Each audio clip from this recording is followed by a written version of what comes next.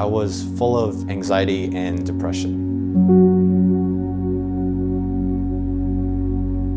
So it all started, I guess, back in high school, specifically probably during my freshman year. It's kind of like when everyone's trying to discover themselves and where they belong and who they fit in with. I mainly stuck around people that had maybe my music tastes or my video game interests. But we were mainly, I guess, like the outcasts, if you want to say that. We were not the popular kids. We weren't any of the popular people. We never hung around the popular people. We listened to emo music, we listened to rock music and to metal music, and that's how we bonded. But like the more you get to know people, the more you realize like their lives are pretty tragic, and it makes you reflect on your own life. And when you're around people like that for a specific reason, I guess you also get influenced by them. And by that, I mean, I hung around a lot of people that were, I guess, very depressed, full of anxiety and full of depression. And we always said that as a joke, you know, people cope through jokes, and I still do that to this day. I cope by making jokes about my situation. But they would always make jokes about being full of depression and full of anxiety, and then you get to know these people and you get to realize that they don't have a dad, or they are being abused emotionally or maybe physically, because one of my closest friends is, you know, that's his story though. But that made me reflect on my own life, because if you saw my life, if you knew who I was, you would not understand. It wouldn't make sense, is what I mean. Like, why are you depressed? Both of your parents are still together. You have siblings that took care of you. Like, you guys aren't really low class like some other people. And like, why are you even depressed? Why are you so sad? And it was just a lot of mental battles of looking at myself and not feeling like I was enough. Always having a bad body image, having a bad mental state, and those things do not correlate well at all. And that leads you down a spiral, you know, and trying to talk to other people who are the same, you know, it's just an echo chamber. You hear other people that are also in a depressive state, and you're just sharing your stories about how you're just trying to get through life and trying to figure yourself out. And sometimes it just leads down into a spiral. But I hung out with all those people, and we always cracked the jokes, depressive jokes and stuff. That's just who we were. But during freshman year, I ended up meeting a girl, and super long story short, we were on and off all of high school. It was mainly a will they, won't they. We were talking and then we weren't. She would like me and then she wouldn't, and that was all of high school. And the second I left high school, just like the clarity hit of how much time I was wasting and how much I was trying to hold on to something and to someone who clearly didn't want to be held on to. You know, I was holding, like that metaphor, you know, you're holding onto a rope, and it hurts more to hold on to it than to let it go. And so that took a lot out of me mentally, just being exhausted all the time, trying to make an effort, trying to be seen by this girl who frankly does not care about you. So you always just try to make it work, and it didn't work out, which is fine. But that led to, I guess, 5 years ago at this point, where I tried doing like a get back, I guess. And I was like, well, let me show her what she's missing out on. And I took advantage of 8 girls in 1 year. It was just bouncing between relationship, just to show her, I guess, what she's missing out on. And, you know, emotionally manipulating someone because you were emotionally manipulated is one of the worst things you could do to any living being, to any person. You know, I still remember all of them. And if they're watching this, like, I hope you're okay. I really hope that you have a really good life, that you have the best, because what I did wasn't right. And it was around that time, around the 8th or 9th, I don't remember which girl, that one of my really good friends from engineering started talking to me about this church that he goes to. And I never cared. I was a man of science because of all my depressive episodes and my depressive friends. I was one of the people that would say, like, how is God real if babies die? Or how is God real if there's so many people that kill themselves every year? and things like that, people that don't think it's worth living. And I was right there with them,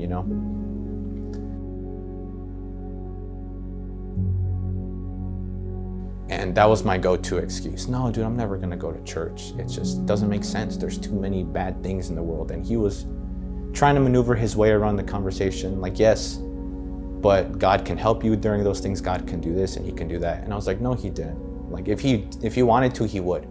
And I got out of that rut by myself with my friends. God didn't help me at all. So I don't need God. And I kept going. And it was just like, I hit like an even lower low. Like the second I left high school, I was like, dude, high school was the worst. And then college came around and college was tough.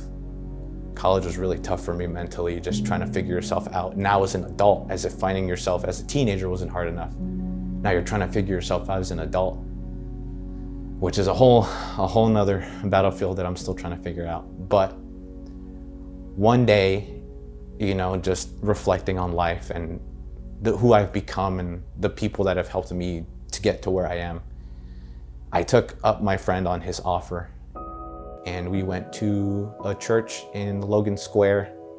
And I went and I was like, whatever. And I was just being nice because he was always there. He was always trying to talk to me and he was always trying to hang out. And I was like, well, whatever, it's just whatever. So I left. And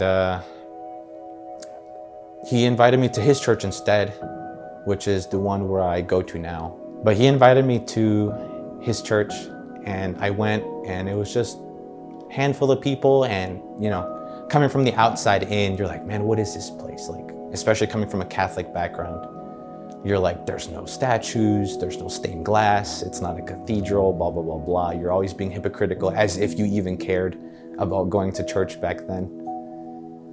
But something just kept irking me to keep going and to keep going. And I did keep going. But I would always, raise my hand up, because at the end of every service, they say, if you're not saved, if you don't know God, if you want to get saved and you want to know what that love is, because that's what I needed.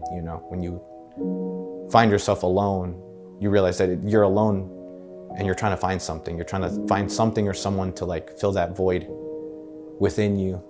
And so they're over here telling me that there's something that can fill that void, that can make you feel complete and that can make you feel whole. And so every time I would raise my hand for salvation and nothing would happen. Like, I wouldn't feel anything, God, it's not like God spoke to me like, yes, you are now saved, like, welcome or whatever. But I kept going. I just kept going. And one day I had a conversation with my pastor. Not at the time, not my pastor, obviously. But I felt like he was calling me out in a lot of his sermons, which is not true, obviously. You feel that energy by yourself. You pick up on the things on your own. And he was like, no, I'm not calling you out on anything. But if you want to pray, we can. Like, at the end of our conversation, he said, if you want to pray, we can. And it was on a random Saturday, April 2nd. And April 2nd, 2022. Yep. And I left that church completely different. It wasn't a sensation. It wasn't a feeling. I didn't get happier, but I did feel like something changed. Like, what am I doing with my life? I gotta start doing something with my life. Something that can actually help people, not just here, but on the other side. Because even if you say you don't believe, you always have that thought in the back of your head, well, what if it is real? And I die and it's too late. Because when you die, it's too late. Everyone knows that. When you die, it's too late. You can't apologize. You can't beg for forgiveness. Like, that's it. And it's better to make it right now before you find out the hard way.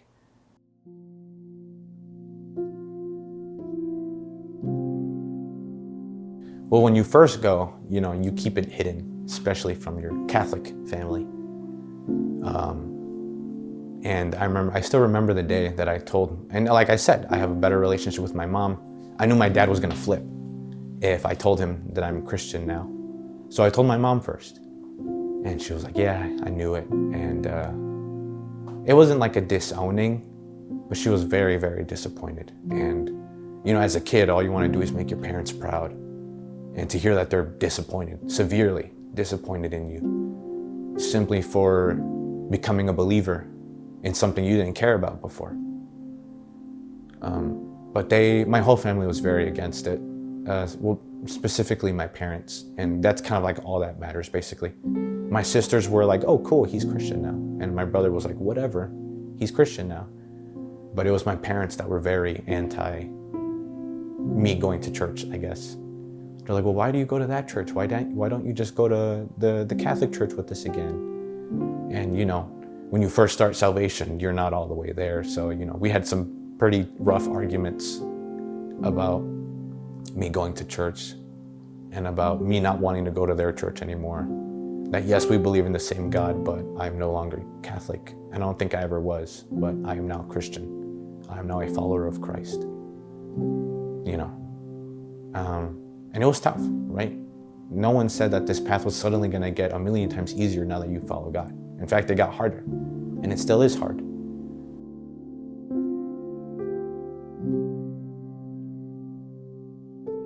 I just wanted to go to college, get my degree, become some sort of engineer or astronaut. I really wanted to go to NASA, which I was nowhere near that smart. No, that's like 8 levels above me.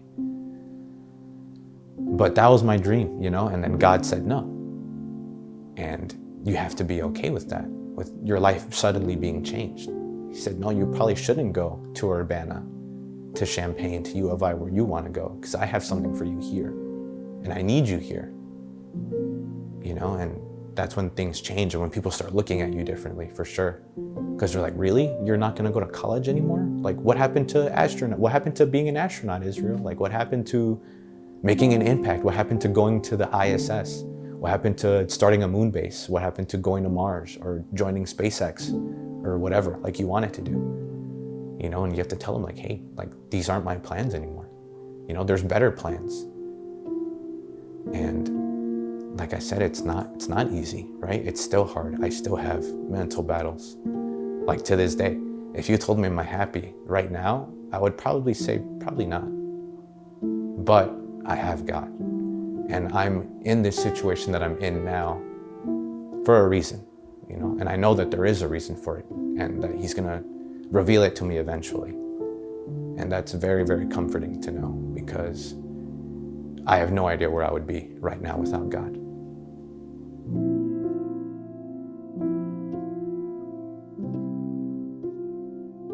There is definitely a weight, such a big weight lifted off your shoulders, you know, that you can feel like you can breathe without feeling your chest being crushed. And it's very nice to just take in a big breath of air and just feel at ease. Like, you know what? Like, I can put these burdens that I don't think I can carry onto someone else that can easily carry all my burdens, and I could just be at peace, because it's a lot of mental battles. It's a lot of mental turmoil, and your brain is going this way and that way, and you know, you can spiral. I spiral so easily, or I used to, you know. You just spiral, and this isn't happening, and so this isn't gonna work out, and then this isn't gonna work out, and this is gonna cause this, and blah, blah, blah, blah, and you just keep going, and you keep going. And like, hey, you can just give this to God. And they're like, but it's a lot. He's like, yeah, not to Him. You know, the thing that I tell everybody is that we're ants, and we complain about crumbs and pieces of apples, or maybe pieces of leaves. Like, I just lost this big crumb that I thought was gonna feed me and supply me, and I put all my hope and my dreams onto this crumb, and now it's gone, and what do I do? And you're complaining to a baker, is what I say. Like, oh, you're complaining about a crumb? I have a bakery. You know, I can make you more bread if you want bread. And it's very comforting to know that God always has something more and something better, that He could just give you something if you simply ask for it. And I asked for peace. And it took a while, right? I'm not gonna say that I instantly felt peace, but because I had that relationship with God, He gave me peace. Because I never had peace back then.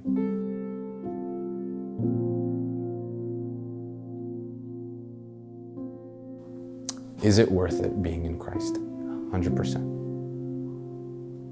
You know, you may be skeptical, you may be on the fence, you might be like me, where you thought science was the answer, where the Big Bang Theory is not a theory. that it's true and that this isn't this, and we evolved and all these things, right? That was me. But to have a sense of identity is really nice. To know that you belong somewhere is very, very nice. And this is a very, very lost generation. Because I'm part of that generation, and I was lost. Very, very lost. And I'm glad that I'm found. You know, it's nice to know who you are, to know who you belong to, and to know that you have worth, that I am worth something. I was worth enough that God gave himself for me. And I cherish that because I think he's the only person that would do that.